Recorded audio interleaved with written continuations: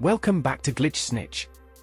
Today, let's fix your overheating and battery drain. First, take off your phone case while charging. Charging creates heat, and heavy cases trap it against the device.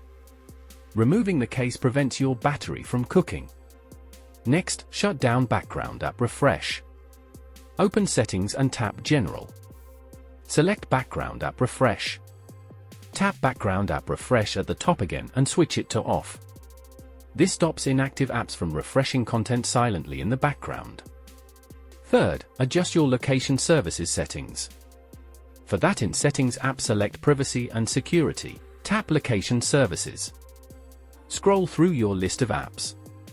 Tap on non-essential apps and change their access to while using the app or never.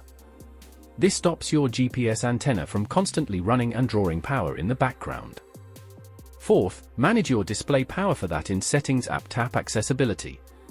Select Display and Text Size. Scroll to the very bottom and toggle on Auto Brightness.